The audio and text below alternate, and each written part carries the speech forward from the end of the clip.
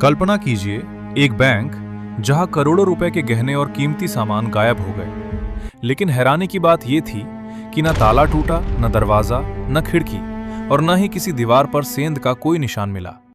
Police पहुंची, forensic team पहुंची, bank का कोना कोना खंगाला गया, लेकिन ऐसा लग रहा था मानो चोर हवा में आए हों और हवा में ही गायब हो गए हैं। फिर बैंक के अंदर मिला एक ऐसा सुराग जिसने पूरी जांच की दिशा बदल दी।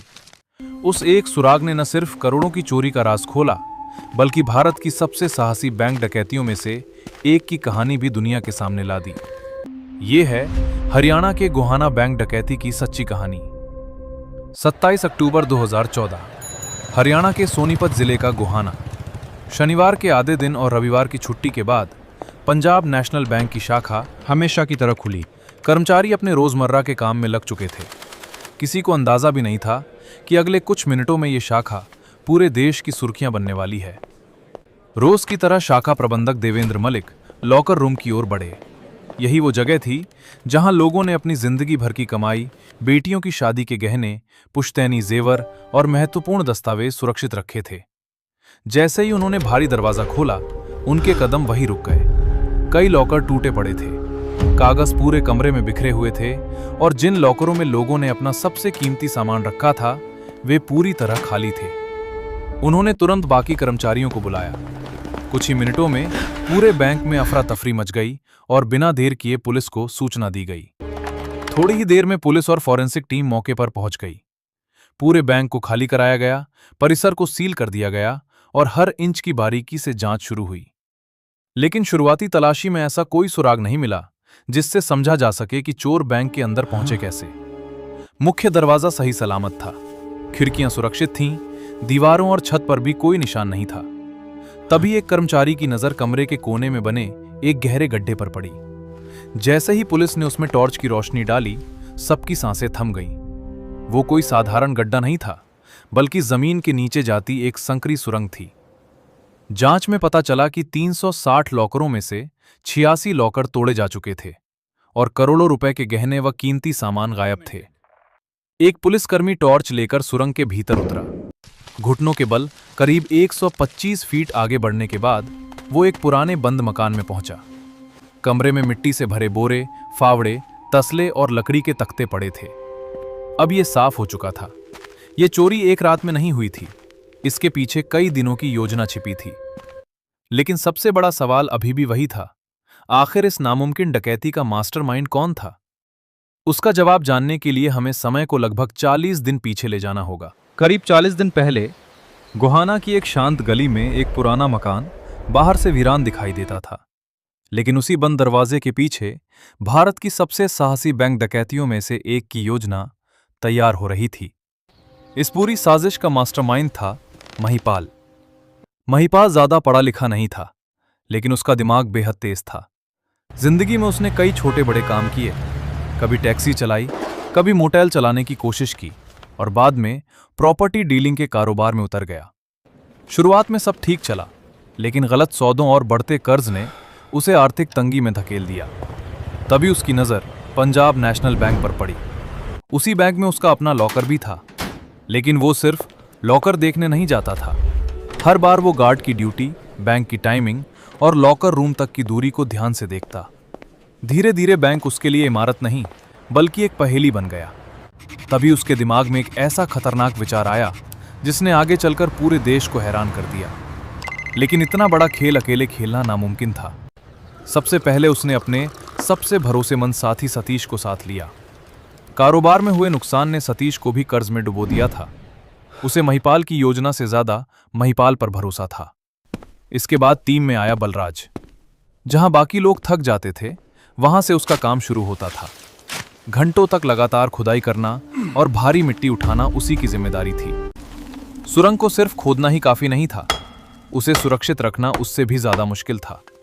यही जिम्मेदारी संभाली सुरेंद्र उर्फ काला ने। लकड़ी के काम में माहिर सुरेंद्र ने ऐसा सहारा तैयार किया कि पूरी सुरंग खुदाई के दौरान कहीं भी नहीं धंसी। आखिर में जुड़ा राजेश। जोखिम उठाना उसकी आदत थी। उसे पता था कि एक छोटी सी गलती पूरी टीम को सलाखों के पीछे पहुंचा सकती है, लेकिन करोड़ों रुपए का लालच उसके डर से कहीं बड़ा था। शुरुआत में कई योजनाएं बनी। कभी दीवार तोड़ने की बात हुई, कभी छत से अंदर जाने का विचार आया, लेकिन हर रास्ता खतरे से भरा था। तभी महिपाल ने धीमी आवाज में कहा, अगर ऊपर से जाना मुश्किल है तो नीचे से क्यों नहीं। कमरे में कुछ पल के लिए सन्नाटा छा गया। अगले ही पल महिपाल ने फावड़ा उठाया और जमीन पर पहला वार किया। उसी एक वार के साथ शुरू हुआ एक ऐसा गुप्त ऑपरेशन जिसकी भनक पूरे शहर में किसी को नहीं लगी। पहला वार होने के बाद अब पीछे लौटने का कोई रास्ता नहीं था। महिपाल ने शुरुआत से ही एक नियम बना दिया था, खुदाई रात में नहीं बल्कि दिन के समय होगी। बाहर ट्रकों, बसों और बाजार का शोर फावड़ों की आवाज को दबा देता था। यही वजह थी कि आसपास के लोगों को कभी कोई शक नहीं हुआ। सुरंग के सबसे आगे महिपाल खुदाई करता, उसके पीछे बलराज मिट्टी तसलों में भरता और राजेश उसे बोरों में जमा करता। दूसरी तरफ सुरेंद्र लगातार लकड़ी के तख्ते लगाता जाता ताकि सुरंग कहीं धंस न जाए। लेकिन जैसे जैसे सुरंग आगे बढ़ती गई, खतरा भी बढ़ता गया। एक दिन खुदाई के दौरान अचानक ऊपर किसी के चलने की आवाज सुनाई दी। महिपाल ने तुरंत सबको रुकने का इशारा किया। सुरंग में ऐसा सन्नाटा छा गया कि सिर्फ उनकी सांसों की आवाज सुनाई दे रही थी। कुछ पल बाद जब आवाज दूर चली गई, तब जाकर काम दोबारा शुरू हुआ। कुछ दिन बाद खुदाई करते समय महिपाल का फावड़ा बिजली की लाइन के बिल्कुल पास जाकर रुका। उसने तुरंत रास्ता बदलने का फैसला किया, क्योंकि एक छोटी सी गलती पूरे ऑपरेशन को वहीं खत्म कर सकती थी। करीब 40 दिनों की लगातार मेहनत के बाद एक सुबह फावड़े की आवाज अचानक बदल गई। इस बार सामने मिट्टी नहीं, कंक्रीट था। महिपाल ने हाथ से उस सतह को छुआ और हल्का सा मुस्कुराया। उसकी गणना बिल्कुल सही निकली थी।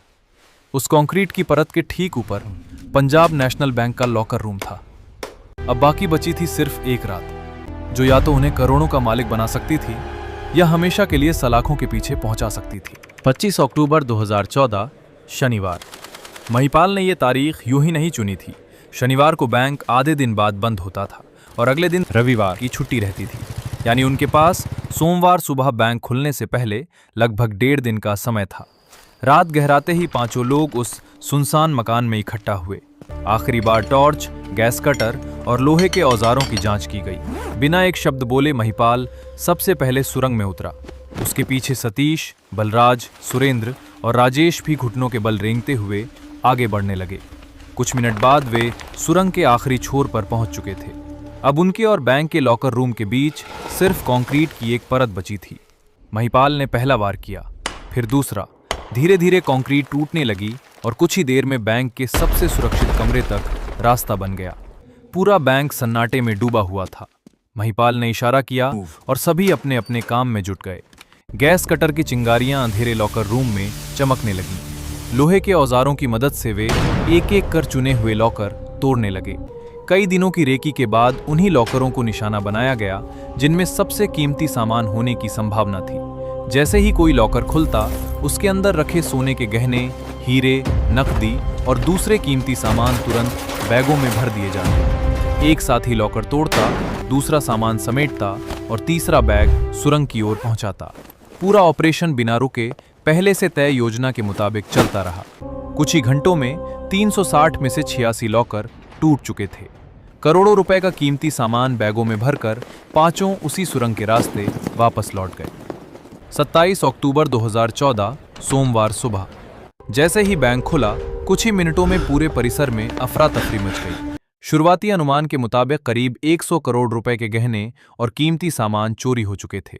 खबर पूरे शहर में आग की तरह फैल गई। जिन लोगों के उस बैंक में लॉकर थे, वे बैंक पहुंचने लगे। देखते ही देखते बैंक के बाहर सैकड़ों लोगों की भीड़ जमा हो गई। लोगों ने नारेबाजी शुरू कर दी। कई लोग बैंक के बाहर धरने पर बैठ गए और बैंक की सुरक्षा व्यवस्था पर गंभीर सवाल उठाने लगे। कुछ ही घंटों में ये खबर पूरे हरियाणा और फिर देश भर की सुर्खियां बन चुकी थी।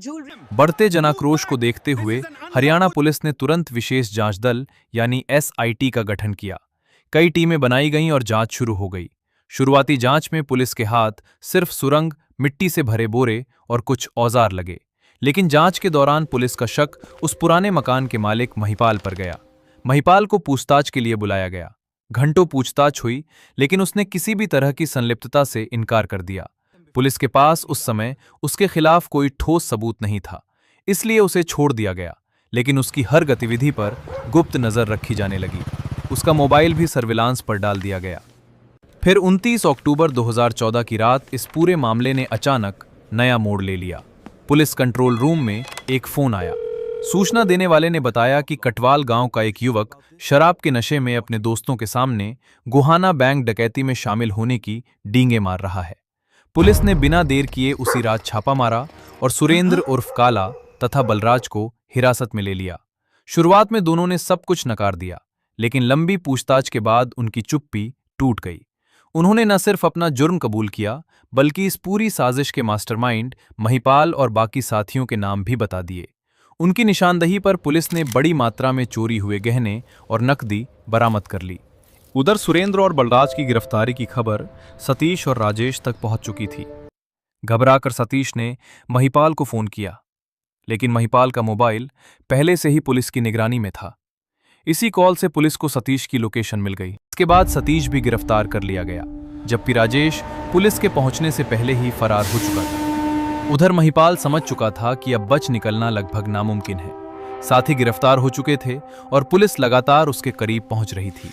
बदनामी और करोड़ों का माल हाथ से निकलने के सदमे में उसने पानीपत में अपनी कार के अंदर जहर खाकर आत्महत्या कर ली। अब सिर्फ राजेश ही बचा था, जिसे बाकी चोरी हुए सामान का ठिकाना पता था, लेकिन पुलिस ने तलाश जारी रखी। आखिरकार 21 नवंबर 2014 को दिल्ली के पास नरेला से राजेश को भी गिरफ्तार कर लिया गया। उसकी निशानदही पर बाकी चोरी हुआ सामान भी बरामद कर लिया गया। पूरे ऑपरेशन के दौरान पुलिस ने 50 किलो से अधिक गहने, लाखों रुपए नकद और अन्य कीमती सामान बरामद किया। महिपाल को छोड़कर इस डकैती के बाकी सभी मुख्य आरोपी अब सलाखों के पीछे थे, लेकिन असली चुनौती अब उन लोगों के सामने थी जिनके लॉकर लूटे गए थे। बरामद गहनों पर अपना हक साबित करने के लिए पीड़ितों को सबूत और पहचान पेश करनी पड़ी। अदालत के आदेश के बाद जिन गहनों की पहचान हो गई, उन्हें उनके असली मालिकों को लौटा दिया गया, लेकिन कई गहने बदले या पिघलाए जा चुके थे। इसलिए बहुत से लोगों को अपनी जिंदगी भर की जमा पूंजी कभी वापस नहीं मिल सकी। करीब 125 फीट लंबी सुरंग, 40 दिनों की मेहनत और लगभग 100 करोड़ रुपए की इस डकैती की योजना लगभग परफेक्ट थी।